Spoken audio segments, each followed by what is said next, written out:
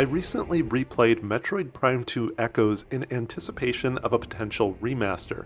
If you follow my channel, you'll know I really enjoy Echoes, and I think it's an underrated entry in the franchise.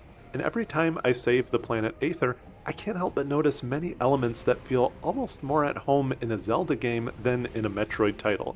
Historically, I didn't think much of it, but for whatever reason, with this most recent playthrough, I became fixated more and more on parallels Echoes has with Nintendo's other more mature franchise, much more so than any other Metroid game. So in this video, we'll explore all of the meaningful ways that Metroid Prime 2 echoes the Zelda franchise, and whether or not that approach should thrive in the light for future Metroid games or fade into the dark world. As a quick reminder, please remember to hit subscribe to support the channel. There's a ton of deep Metroid videos and other gaming content here. I'm really trying to grow this channel into something meaningful, so if you enjoy this content, please subscribe. So perhaps the most obvious way Echoes mirrors traditional Zelda games is in its world structure and overall game progression. The planet of Aether is comprised of a few expansive environmental temples that are accessible from a central hub area. This hub area also includes the Great Temple, a stronghold of the Luminoth aliens that inhabit the planet. The Great Temple is also where you meet the Luminoth character Umos, who establishes your world-saving quest, but more on that later. This central stronghold feels thematically like Hyrule Castle, a towering fortress that overshadows its surrounding environment and provides critical character and story moments.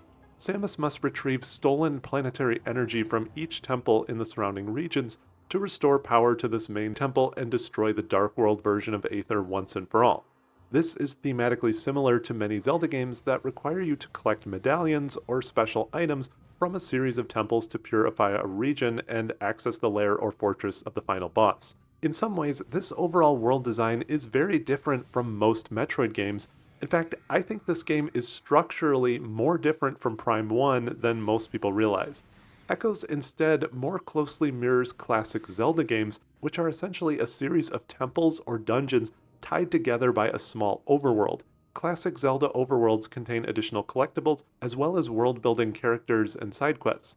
Although Echoes' central hub area doesn't really have any side quests and is fairly small, it still shares this same idea of providing world-building context, finding small power-ups, and unlocking access to those thematic temples. The temples quite literally have gates blocking them and require keys to unlock in the form of updates to your scan visor, much like how Zelda games force you to figure out how to enter a given temple via a key or puzzle. In fact, if we were to take a world map of Echoes and overlay that on top of a map of Hyrule from Ocarina of Time, you can see the two games are almost weirdly similar in the overall world structure. The elemental or thematic regions even mirror one another almost one-to-one, such as the Torvus Bog to Lake Hylia, the scorched Aegon Wastes, which were formerly a forest, align with the Kokiri Forest, and the cliffs of the Sanctuary Fortress align with the cliffs of the Gerudo Highlands and Fortress. Interestingly, the Sky Temple even aligns where Hyrule Castle would be, and the Temple Grounds hub area even aligns with Hyrule Field. The world design is also different from most Metroid games because these temples are very self-contained. For the most part, once you enter a temple and its surrounding region, you stay there until you've defeated the boss and restored the light energy. Unlike most Metroid games, you do not leave that area to trek back and forth across the world, gaining power-ups and slowly unlocking small pieces of the world at a time. Instead, you unlock and complete large, intricate temple sections at a time. The only exceptions to this are the Seeker missiles, which oddly sit right outside the Torvus Bog where you need them, and the Power Bomb, which feels like a random out-of-place fetch quest that I wish they had designed differently, but I digress. These are the only 2 points in the game where you leave the current region you unlocked before completing it. This feels a bit like in Ocarina of Time, where most dungeons are self-contained until you randomly have to leave the Spirit Temple to come back as a child or adult to progress further. Now let's talk about these temple regions themselves, which also have a lot in common with traditional Zelda dungeons. Each of these regions has a strong aesthetic or elemental theme to it. A scorched desert wasteland that was once a forest, a murky bog poisoned by dark energy, and a technological fortress set high among the cliffs. Each of these regions feels similar to a dungeon area you might find in the Zelda games. Every temple even has the Metroid equivalent of a sage to guard it. A fallen Luminoth guardian rests at the heart of each temple in the main energy control area, and has left behind a hologram to guide Samus and give her access to new areas of the temple region. They even reappear and thank you after you defeat the boss. Each temple also has a set of 3 keys that form a literal boss key of sorts to unlock the gate to the final enemy for that area. The specific power-ups you acquire in the temple are required to defeat the final boss, which is cleverly designed around those abilities. For example, the Seeker Missiles and Grapple Beam are used to defeat the Chica Queen, and the Echo Visor and Spider Ball are used to defeat Quadraxis. Upon beating a temple, you restore another planetary energy source, purifying the surrounding region, and you're one step closer to fighting the final boss of the whole game.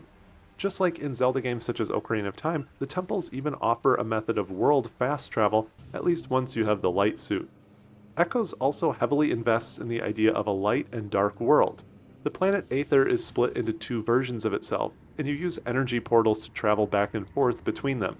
This concept of parallel light and dark worlds is also heavily featured in the Legend of Zelda franchise in games such as A Link to the Past and A Link Between Worlds. Tears of the Kingdom also has its own dark world variation in the form of the Depths. Twilight Princess has its own idea of this with the Twilight Realm, and even Skyward Sword experimented a bit with this using the Silent Realm. Both Prime 2 and the relevant Zelda games include gameplay where you traverse between these 2 parallel worlds and even solve cross-world puzzles. Both games feature corrupted versions of Light World monsters that you must defeat. Perhaps most interestingly, Prime 2 also features Dark Samus, which is essentially a variation of Metroid Prime reborn from Phazon, inhabiting her old Phazon suit. The Zelda games also feature the idea of Dark Link, most famously in Ocarina of Time. Both heroes must face their enemy and overcome them with creative tactics. Metroid Prime 2 also has a lot of similarities to Zelda titles in its endgame sequence. At the end of the game, you use your collected temple keys to unlock the entrance to the main Dark Temple. Before you face the final boss though, the mentor figure Umos grants you a light-based suit to defend against the darkness, conceptually similar to the light arrows you're often given in the final battle in Zelda games, often by Zelda herself. You then ascend a mighty fortress to face your final foe. Interestingly, Echoes also features both the beast-like Emperor Ing and a more humanoid Dark Samus as its final bosses. This also draws some parallels to many Zelda games, which often include some sort of beast form of Ganon, as well as a more humanoid opponent, whether that's Ganondorf himself, a dark version of Zelda, and so on. Echoes is also thematically similar to many Zelda games in the sense that it closely aligns with the hero's journey, significantly more so than most other Metroid games. In fact, this game actually has quite a bit of story if you really dig into the surrounding environment, the logs, and carefully read what little dialogue is presented. If you're unfamiliar with the hero's journey, here's a helpful visual. I won't go into details here of how every event in the game maps to these different stages, but the game essentially does include every step of this journey, similar to most traditional Zelda adventures. Many Metroid games do not have this level of story or narrative arc. They're generally more subtle or intentionally vague. I think Echoes has a really underrated story, but that's a topic for another video. So after beating Metroid Prime 2 again, I'm left to contemplate whether this is an ideal structure for Metroid games. On the one hand, I really enjoyed these self-contained environmental temples. I think keeping Samus in one area longer allows for richer, more intertwined puzzle solving. You really have to invest in the game world to understand how everything works together. Frequently trekking back and forth between different regions in other Metroid games can in some ways limit the amount of depth for any one scenario. However, Echo's approach can also lead to some pacing issues, where it can feel like you're in the same area for really long periods of time, especially with the dreary dark world in play. In some ways, it also limits the feeling of exploration. Instead of continually unlocking and discovering small pockets of an increasingly rich world, you're left to focus on one core area at a time. Part of the fun of Metroid organically emerges from trekking back and forth and discovering new secrets or reaching small new areas once you have the right power-ups.